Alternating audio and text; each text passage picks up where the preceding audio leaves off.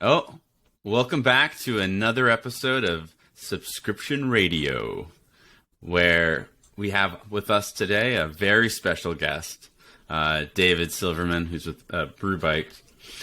And David and I David. first... Hey.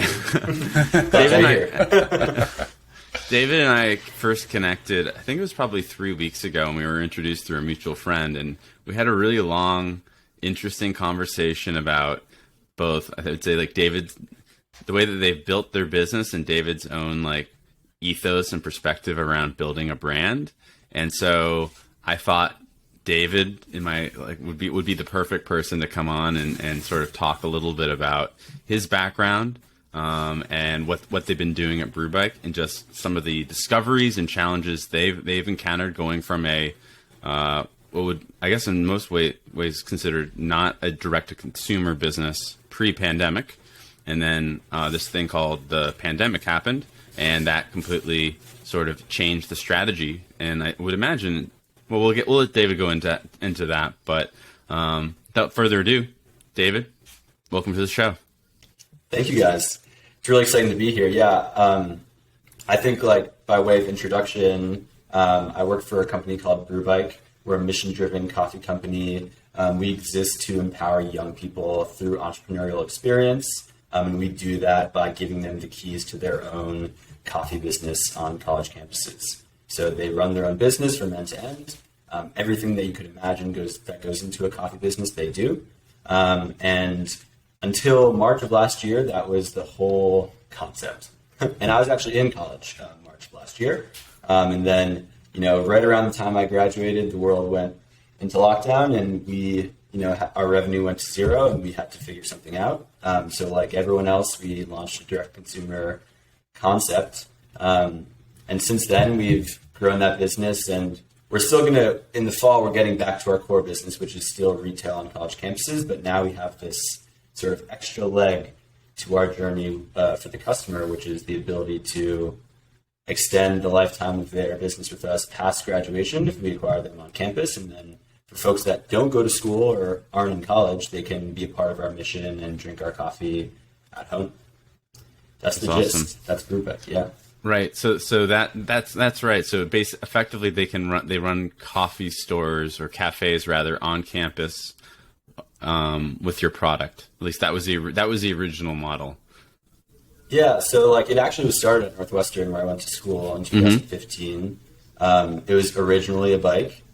That's the name. Oh, nice. The bike is still it's still one of our models. We actually have brew bikes. They ride around campus to That's great. A high traffic area, and they serve coffee to students. But now we have two more models, which are much better business models. The other one being a bar, which is sort of like a kiosk that we put in the lobby of the building or a dining hall. And then we have a full cafe when we can get a location. And it's been great, actually, since the pandemic. A lot of people have left college campuses. There's a lot of vendors that left and a lot of open spaces. So we're trying to capitalize on that opportunity. Awesome. How many universities are you guys at? Are you beyond Northwestern? So we are at, we had operations at 4 campuses: Northwestern, University of Miami, Texas State, and UT Austin. And then we are expanding to another 6 campuses this fall, which I'm not at liberty to say yet, but soon I'll be able to tell you where we're going. That's great. And we're really excited. Yeah, we've employed over 100 college students. Oh wow, it's really good. Yeah. And maybe you'll have a virtual cafe at Khan Academy. Yeah, oh my God, that's great. I'm writing that one down. Right. Yeah, that's a really good idea. Totally. Yeah. So you guys have shifted your model, right? Going from brick and mortar into digital. Had you guys had a store at the time online, or was it a completely new adventure for you guys? Yeah. So, I mean, we had tried our hand at selling something online one time before, and that was direct consumer in the most pure sense of the definition. It was buy the books. Direct consumer, which was a box of cold brew, one of those pouches, sort of. Yeah. People would fill out a form online and buy it, and we would go to their dorm and bring it to them. So it was direct to consumer. Amazing. And that did not work super well. But then, we were forced into having some product we could sell online. And we ended up coming up with this idea, which is now like everyone does in trade coffee, start doing it. So they're going to wreck us. But it's basically like a cold brew bag. It's like a tea bag. And you steep it in, a mug, or we have a mason jar that we sell overnight. And then in the morning you have fresh cold brew that you can drink. And we've got these like fancy flavors we do on campus. One of them is cinnamon sugar. Students love it. Customers online love it. And the flavors definitely proved to be a big part of it. But we tried to do this like Harry situation, like the razor and razor handle with the mason jar and the refillable like pouches we do. Nice. You That's get a really lot of flavor requests? Anything? Oh yeah. Wow. Oh yeah. I'm just curious. People, it's so funny, like we released peppermint last holiday season. Oh yeah, and that makes when sense. we teased the flavor, everyone was like peppermint mocha. It was intense. Everyone was like, it has to be peppermint mocha, and it wasn't. And people were pissed. But we've done pumpkin spice. That was a huge hit. Yeah. It's crazy how much people like pumpkin spice. I mean, like, really, really wild. Oh, we just released caramel brew. What'd you say? I thought that pumpkin spice trend would end years ago, but it just keeps coming back. Well, Starbucks brings it back. Yeah, I think it's that. I Right? wonder, do the flavors of the flavor profile, do they vary by campus? So, or is it... A bit. I mean, like, the one consistency across campus is the interest in caffeination. So, like, our cold brew is very caffeinated. Right. And you can imagine, as a college student, a big cup of cold brew is, like, fuel for sure. Yeah. But we had folks in Austin try horchata brew, which was very popular for a while. Sounds good. Like coconut maple in Northwestern that was not so popular. We've tried a lot of flavors, but consistency is caffeine. Yeah, just into the veins. However possible. Exactly. Got it. I'm curious. So you were talking about the transitioning to, we'll call it life, when you took this second rodeo of D2C. Can you tell us a little bit about how did you guys approach that? How did you choose your stack? You just, from what I gather, you're like, did you work with an agency? Like, what's the organization look like? Because observationally, and I think from your background, like identity and branding and customer experience are a huge part of your business. So do you have like nerds like coding behind the scenes? Like, do you have a Ben and Joel, or do you like, what's the distribution or composition, and then like what types of, what was that process of choosing who to use and how to build your company for the direct consumer component? So Rodeo 2 of DDC in March was actually Rodeo 2 of 3. So first Rodeo 2 began with me, and I actually I'm not, like you two, that level of expertise, but I built websites all throughout high school just to make money, and I knew about Shopify, and I'd run sort of very basic artist stores for rappers and other musicians selling merch, so I knew how to launch a store. And I got connected with some people through just a colleague of mine who were like working at Shopify, but then like on the side making just like websites and stores just as extra cash flow. So two of them worked for Shopify, and then the other guy was just like a designer. And I was sort of friends with them, and I explained to them what we wanted to do, which was really just like save the business. That was the original value prop, and like that was our campaign. It's a good value prop. Yeah. It was like, we need help. Like, if you want this to continue, we need help. We need customers. So we like threw together a Shopify store with, I forgot the name of the theme. That's like, it's a debut. Yeah, we just like used debut, and we just like put up the shop and like put up pictures of our campuses, and we're like, look how great this was. Wouldn't it be great if we could keep this thing alive? And I think the hardest part was actually getting the product ready, and like keeping the product in stock. We were making it all ourselves. We hired students that were, out of a job. Oh, wow. They came in during the pandemic, and the protocols of, doing stuff with food during the pandemic was really hard. And ultimately, I think that was the biggest challenge. But we did everything like by the book. And in terms of Shopify, like there are a suite of apps that everyone uses, and like, or as far as I can tell, everyone uses. And if you put Shopify, Klaviyo, an SMS marketing tool, and Recharge together, like you have this really sort of cookie cutter basic store. And that's what we did. We launched it in 2 weeks. We had like one of our best days still ever in company history on the first day, because we had all the students got affiliate links through the affiliate app. Oh yeah, that's great. They were sharing it like crazy. And yeah, we just went from there. That was Rodeo 1. Rodeo 2, we had raised some more money because we thought DTC was going to be like a really, really big part of the business, sort of aggressively. And that summer, this past summer, we went through a rebrand. And we then hired an agency called Love and Money in Australia. Great group of people, great group of creatives. They created our current site, and they still support us now. Yeah, the site looks great. It's really nice. Thank you. So did they do identity as well as development? Are they more focused on one part or the other? Yeah, so our brand agency is called Kodo. They're based in, the branch of this agency we worked with is based in LA. Got it. And then Love and Money did just the website itself. Got it. It's headless, which we also talked about, which is a whole other ball game. Definitely, like for us, I think in the long run is the right choice, because there's a lot of interesting things that we want to leverage the website to do that I don't think Shopify is quite ready for. But that was definitely Rodeo 2. No doubt about it.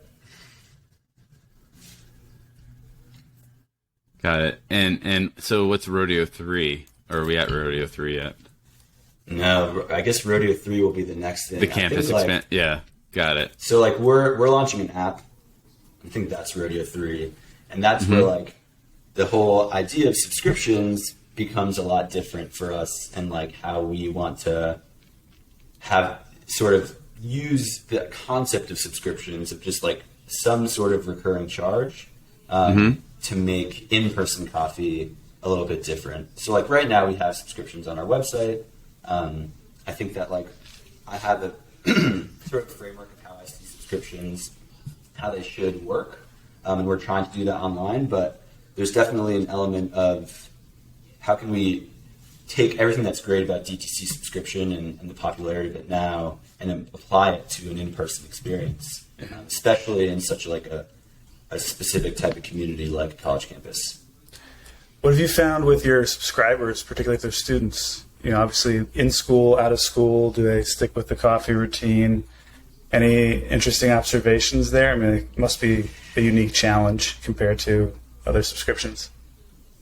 Yeah, I think so. First and foremost, I will be completely honest that the majority of our customers now and subscribers are not college students. All right. Well, that's a good thing, right?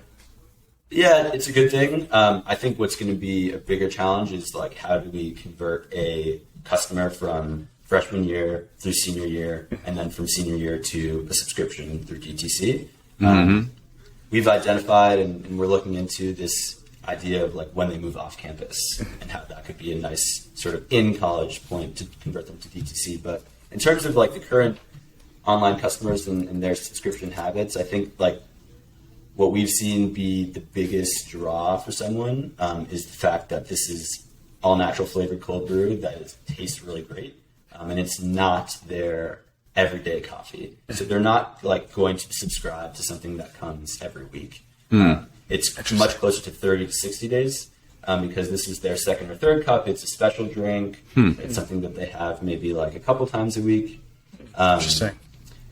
And the other really funny thing, I was just looking at like our current subscribers. We have a lot of people that subscribed in the way beginning. And we've changed our product a ton and they've stuck with us. I think there's something to be said for the fact that those customers that came to us really early probably knew about the brand from one way or another, whether they're parents or investors, or even just like people that had heard about the company and the mission. And I really do think that the mission plays a key part in why people remain subscribers. That's great. It's tricky though. Subscription is like, it's tough. And I just recently, I was laughing. I was telling our head of ops at Brewbike that I was going on this podcast. And I said, like, I'm going to share with them what we learned is the number one rule of subscription, which is don't run out of the product someone's subscribed to. Yeah, you know, we just tell that story, like that story, because I think that ties into what you told me about in like the role of drops and inventory management. And I'm curious also, like the supply chain right now, if that's something that's affecting you and that's leading to that too. Can you speak to that? Yeah, so like it's this other thing. Like we started making this stuff in the kitchen in Chicago. Obviously, like when we scaled, we were like, okay, we have to find a co-packer and a 3PL. We found this great company in Ohio that makes the cold brew bags in the perfect way, and we found a good warehouse to ship them out. But even then, like we're playing this ball game of like having these really big POs and making sure that we're threading the needle and everything comes in on time. And number one, like we have pre-orders sometimes. Like the first really big issue we had was with pumpkin spice the first time, where we had a pre-order.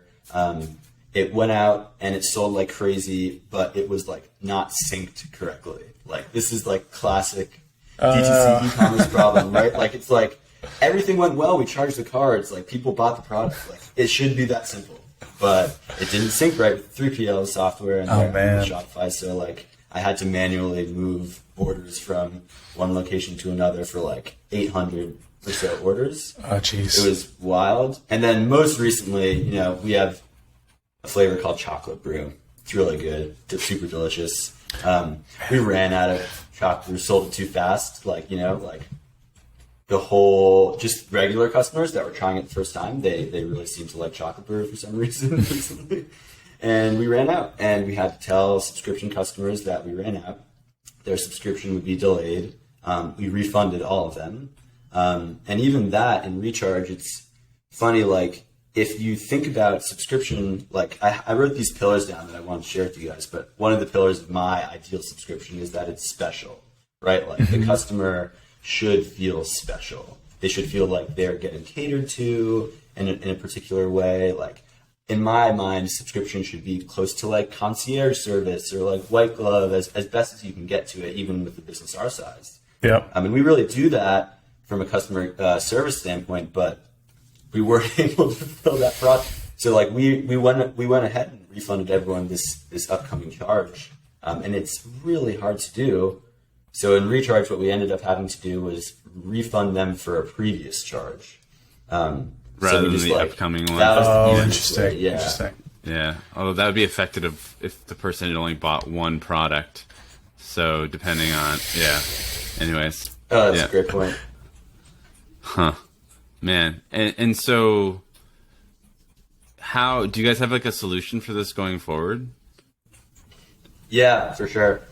It's a really basic one. I get an alert when stock goes below 200, and I make the product, go away, unshoppable on our website. And that's a whole other thing. Like our website is headless, like I said, and that's another thing that we had to just push a fix to, which is that we couldn't like stock it out easily enough, and we couldn't do like an artificial stock out because we have the headless site where obviously the front end is different than what's happening in the back end on Shopify, and then we also have this 3PL that has an app integration with Shopify, and like that app is automatically changing stock and changing inventory location to the point where if I like hard unsync so that I can make the inventory artificially zero so that it's not shoppable, this app will go back and override it. Oh no, exactly. Because it knows the stock. So I see.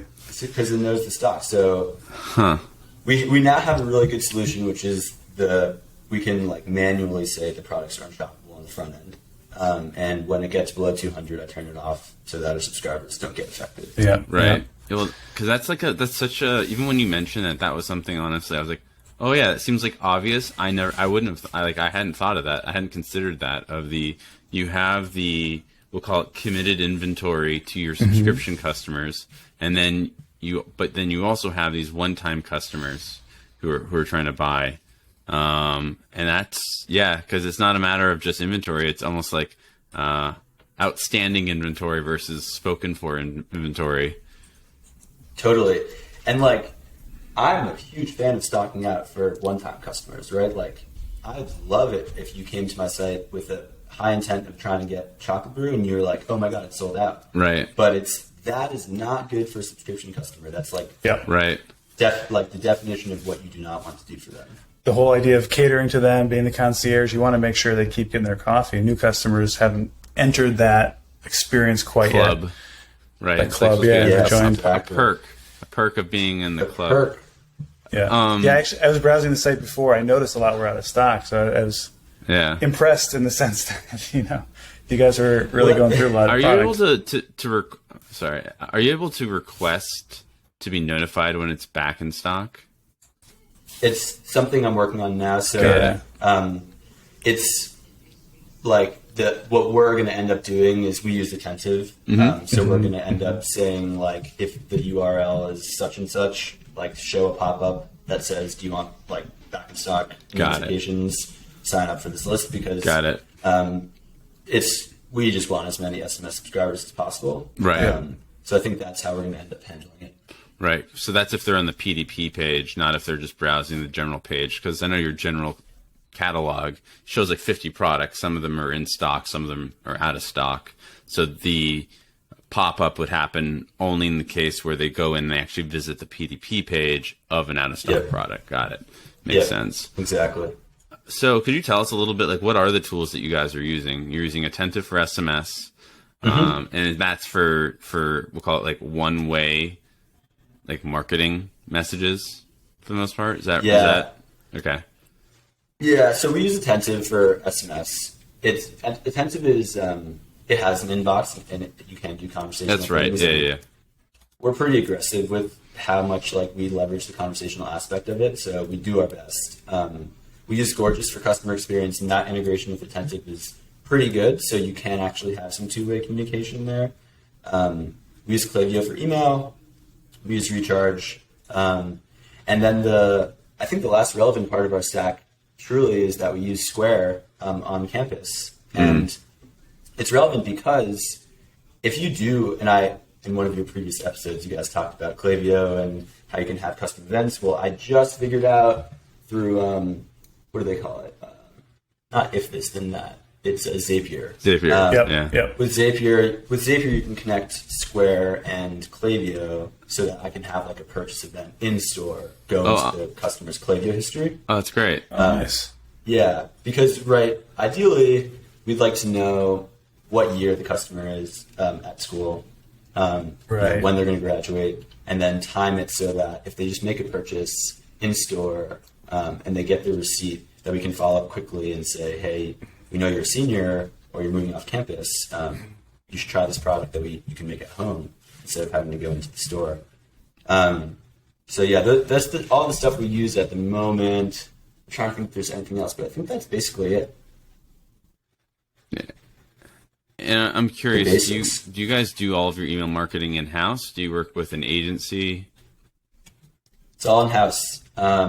Everything we do is in-house, which is really exciting because we have a lot of control. And also we, like, actually do get to fill our mission of empowering young people. So all of the content that we put out is written by students. And cool. Our customer experience agents are both 2 undergrads, and they are amazing. And that's awesome. We consistently, our DTC NPS is through the roof.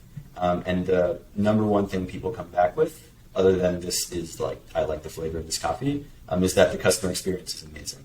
Like, the team that actually handles tickets and all that jazz, they are, like, super, super great. That's awesome. So yeah, it's all in-house. It's a lot, but I think as we focus on subscriptions as, like, sort of the ultimate goal of the DTC business, it'll actually get easier to a degree because, like, the one-off customers that give us a really hard time with all of their questions and problems, we won't have to, like, spend as much time on. Right. But we're really focused on, like, making subscriptions make sense for the customer, have it be easy and editable, and then also really make that customer feel special and feel like a part of our mission, and cater to like very heavily. Interesting. That's great. Have you guys experimented at all with like family plans or parents being able to basically put money into a kid's account? Yeah, so we, at the beginning, or in the fall of last year, because students were like going to school online, we did this like prepaid subscription through Recharge, where you pay for like 6 months of cold brew up front, and then you could send it to your student while they're at like doing classes online to support them. So that's something we definitely want to try to do again. And then I'd say the other thing that we are looking to do, like we're launching an app on campus for buy online, pick up in store, and it's definitely like a not short term but near term goal that we will allow people to have some sort of mobile wall with us. And I think we actually talked about this, that it's definitely like a concept of mine to have there be this like recurring charge for an in-store pickup. Yep. So like I can say that I have like micro econ on Wednesdays at 7:45 in the morning outside of the tech building, and I want the coffee ready then every Wednesday.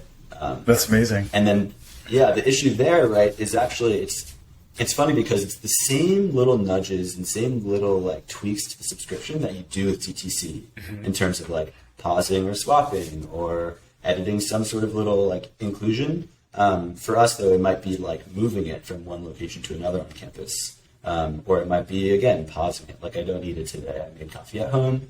And there's an exciting thing with an in-person subscription where, like, there's the timing of it is a little bit more immediate. And it would be really exciting if you could, like, same day, pause your subscription, or even, like, 20 minutes before. Yeah, that was one of the questions I was going to ask. I actually had I'll call it an annoying consumer experience with a subscription today. I'd say for better and for worse, I subscribe to a lot of things, which both is like intellectual curiosity around the customer experience, as well as just like I have so much going on that I do like subscriptions have like there's a very natural place in my life around subscriptions. But what I get a lot of are notifications that something's been shipped. And it's things I often think that I had canceled, and I forgot that I canceled. So today I now have 3 bags of coffee, ironically, that I have not had a chance to use, and I have just received my 4th one today because they texted me the tracking link, and so I replied cancel, not knowing whether or not it would actually cancel, and what it did. You know what it did? It replied and said, "It said you've been unsubscribed from all future messages." And I'm like, "No, I need to tell you to cancel. I don't. I know I want you to continue to let me know if you're sending me stuff, but no, that's not what I meant." And so going back to like the customer experience, especially around SMS, and like I'd be curious the role of like, and actually, so I would just that was me sharing a very, I would call relevant customer experience where I'm like, it's not until you start as a consumer, it's like, man, I want your product. I need more control. Yeah. And I 100%. Need, especially when there's shipping involved, like I need to be able to, like in the campus example, my assumption is that as long as you let them know like an hour in advance or whatever, but like with the food company that I subscribe to, I have to let them know 48 hours in advance that I don't want a meal, which is tough because I don't know my schedule in 48 hours. Sure. And so those delays or gaps really have a huge impact on a customer, like a person's experience with the product. So go back to, I know you said that you'd written down a few different pillars you want to talk about. I think, did we only have we only talked about the one? I'm curious, what are the other pillars? Yeah, so the pillars that I wrote down is, I mean, I hinted at them, but I think that it's, number one is subscriptions should be easy. Like, the ease of use should be in terms of editing your subscription, pausing, swapping, canceling, communicating with whoever is ultimately in charge of your subscription. And and not reply and cancel and not having the order get canceled. Like that is perfect example. It should be easy. It should not be confusing. Second to me is subscriptions should like make sense. And they should add value beyond just you're never going to run out, right? Like I really do think subscriptions should be additive to whatever you're doing, and like whatever role the product is playing for you. The subscription nature of it should like fit right into that. And I don't know what that looks like for everyone, but for me, like, and for Brewbike, there's something, especially for like, okay, midterms, maybe I'm spending more time at home studying from home. Like I should be able to double down for midterm season and have more coffee come then, or just learn more about the customer and adjust the subscription based on, you know, sort of how the product is actually working, what's the problem it's solving for them in their life. And then the third is subscriptions should make the customer feel special. Subscriptions should be special.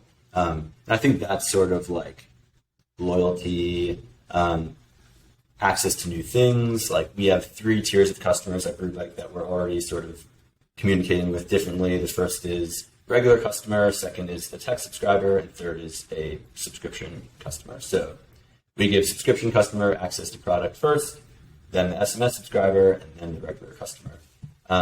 Interesting. And yeah, I think those are like my 3 pillars, the things that I'd like to see in a subscription. And I've seen companies just do them in a lot of different ways and do them well. I was actually, before the show, I was trying to think of like the most sort of like interesting take on subscription that I'm a part of right now as a customer. That was my question for you. Yeah. Company? Yeah. Have you heard of Italic? Heard of what? I'm sorry? Italic. It's italic.com. Oh, yeah. Italic. Yeah. Yeah. So it's like, I'm a member, right? I am too. But yeah. So first of all, Italic, if you're listening to this somehow, I love you. I absolutely love you. Number 2, like, membership is a subscription, whether you like it or not. Like, right. It is a recurring charge on my credit card. It is a subscription, no doubt about it. And that is the best form to me of, like, it's subscription where it's not actually the product, but it also totally is, because that feeling that they've created for me of exclusivity and access is just, like, so powerful. And they're already adding layers to it. So they just launched SMS as well. SMS is like another tier of customer for them. But yeah, it's so interesting how you can have a subscription that's not just like, okay, the product's going to show up at my door every so often. And yeah, one question I'd have is the role of, I know you guys are rolling out your native app, and with that, like the wallet. I think going back to SMS, I'm curious, are you using it? I know that with Attentive, you can be using it bi-directionally, meaning that people can reply and ask stuff. Are you also using it for subscription management?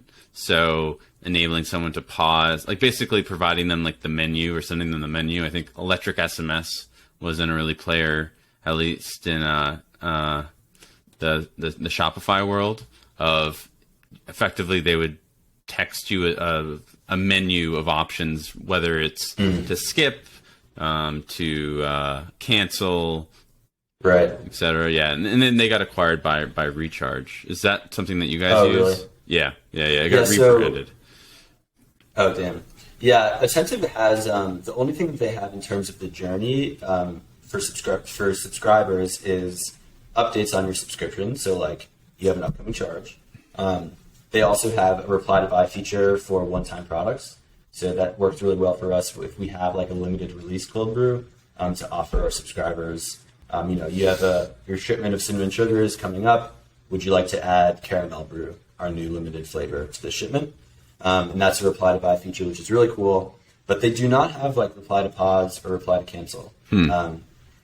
We do it artificially because we have an integration to Gorgeous. So we say like reply, cancel, and people do. And then our customer experience agents get an email that says cancel, and they go and find the customer.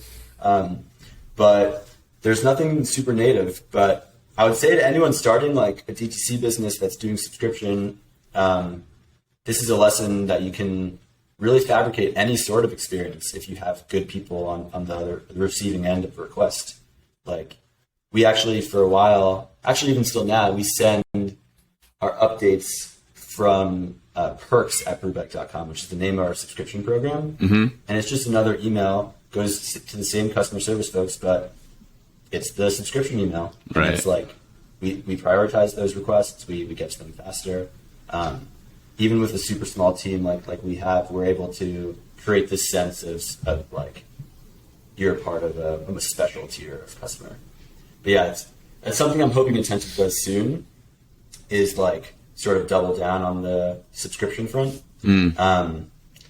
But it's tough to say when that'll happen. You know, they're a big company. Yeah, I'll tell you, like, from firsthand experience, the challenge I've had is we've tried doing some direct integrations with Attentive. Like, there's no way. Like, I will tell you, one of the amazing things of at least Klaviyo is, for the most part, like, you can control the properties that then trigger events, whether that's through email or SMS. I think with Attentive, excuse me, I contacted like literally went up like 5 layers of people in the organization just to be like, we have a customer, there's a fair amount of volume through you guys. We just want an API to be able to like use merge tags with the SMS so that we can personalize the SMS messages that we send. And they're basically like, we'll let you know in 5 years. And I'm just like, no, This is definitely possible. And I've approached a few other SMS providers in the Shopify world. Like, I think I messaged like Postscript and was like, you have some deep integrations with a few vendors, but like, as an engineer, I'd love to be able to create a tighter experience so that we don't have to replicate functionality that you guys are kind of doing. But the truth is that you're not going to be able to solve every use case. So it's a weird dance. I think especially with the SMS stuff, because now what at least we've seen is some SMS products are focused on outbound, where it's really marketing. And then, like, hopefully if you reply, it goes to a human being and it doesn't just cancel your communications, all of your communication. Oh my gosh. Then you have Electric or Recharge SMS, which is really for around subscription management. And then you have, you know, like Repeat, which is sending text messages to drive repeat purchases. So it's interesting to see how all these different players are both within their own silo trying to, we'll call it like control aspects of the customer journey.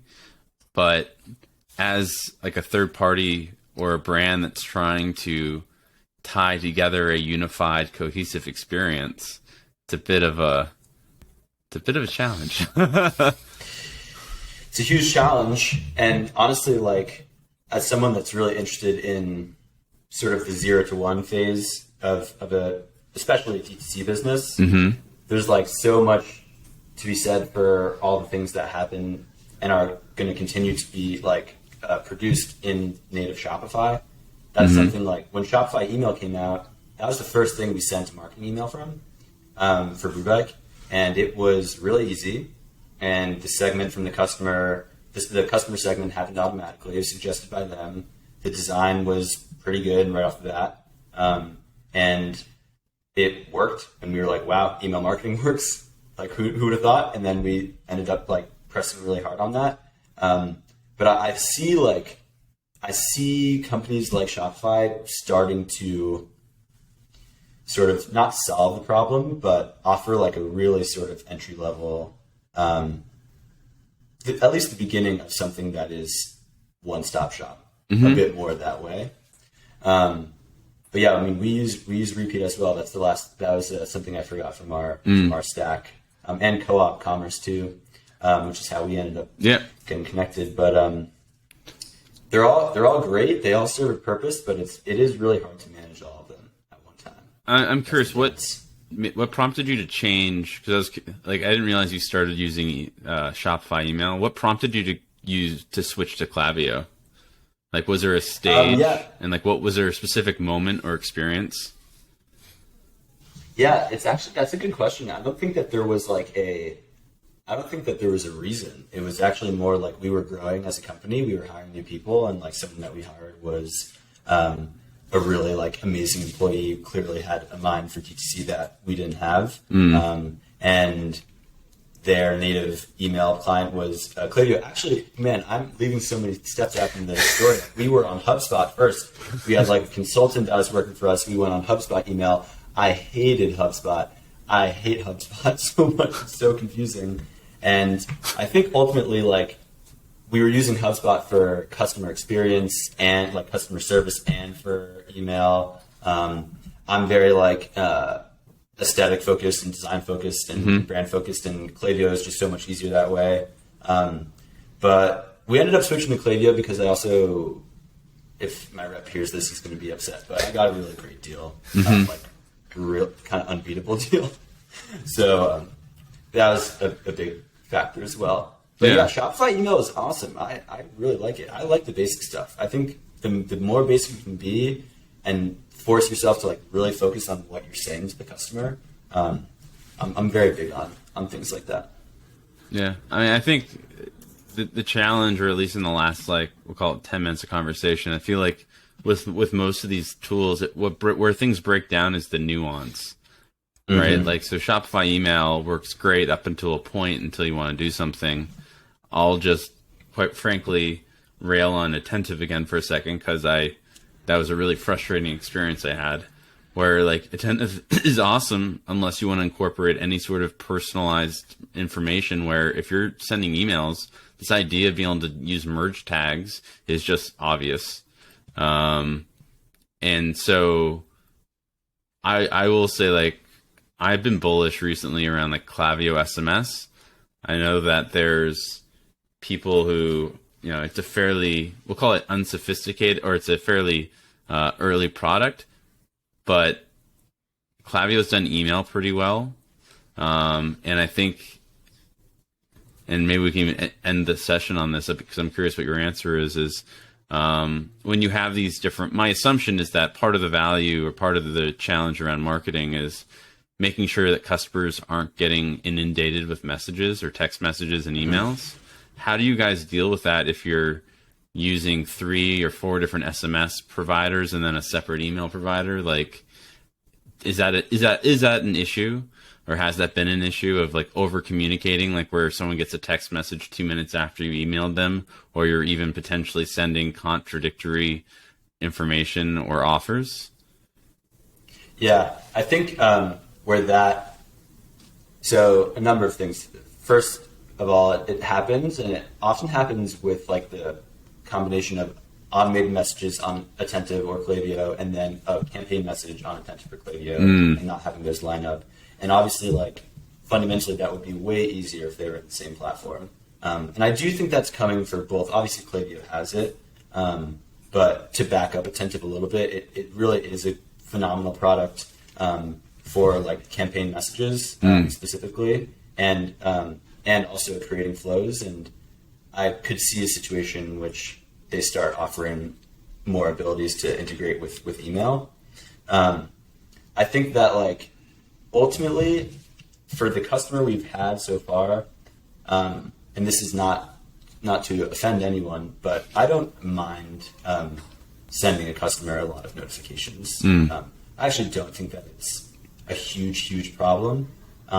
What's much more important to me is that the best notification in terms of conversion gets to them first, and gets to them at the most opportune time. And as we integrate another channel like mobile, and we get to send in-app notifications, that'll get even more sort of imperative that the right notification and the right, ping is getting them at the right time. And usually we handle that by separating them by days, and tiering customers and making sure that the first message that gets to them is the best one. And then we're sort of going down the chain of conversion rate to the next platform and the next platform and the next platform. But it's a challenge, and I think that's what I'm thinking about the most is as we get more customers and they're sort of more important to us and more aligned with our brand as a whole, how do we make sure that they're getting the right message at the right time? Got it. Cool. Well, I know we're at 45 minutes. So, Joel, I don't know. Do you have any last questions, or David? Otherwise, I think I have an idea of how I'd end it. Yeah, SMS is a great topic to end on. I think it also comes full circle. Your sentiment around, not too much communication. I mean, presumably it's not overwhelming, is not a bad thing. But when you apply cancel and can't actually avoid unwanted orders, I think that's a much more important area to focus on. So hopefully that hasn't been a problem for you guys so far. Yeah, not too big of a problem. I'd say, like, my last thing I could say, if I'm still talking to the internet, is that, like, Brewbike is awesome. We are expanding to more college campuses, and if you do want to see, like, Brewbike on a campus that we do employ college students to empower them through entrepreneurial experience. It's the real deal. Feel free to send me an email, david@brewbike.com. Love to talk to you about it. And we'll put your email in the show notes too. And I was gonna, because one thing I was gonna ask was, like, is there anything we can do to help you, or the internet can do to help you? Like, do you have, like, one big ask that if it were to come true, it would transform something, like with the business, or it could even be personal? Oh man, nothing personal. I think honestly, like, if anyone from Shopify is listening, work on your POS, please, because, like, for a business like us that is trying to do the omnichannel thing in, like, a really kind of cool way, it's just not ready for a cafe. And we would love to use your POS. And I talked to you guys, and you said we couldn't do it, so maybe work on that a little bit. All right. Well, maybe the internet lords or overlords yes, can help with this. So, hey, man, thank you so much for coming on the show. This was really, really interesting. Yeah, thank you, David. Really enjoyed it. Absolutely, guys. Thanks for having me.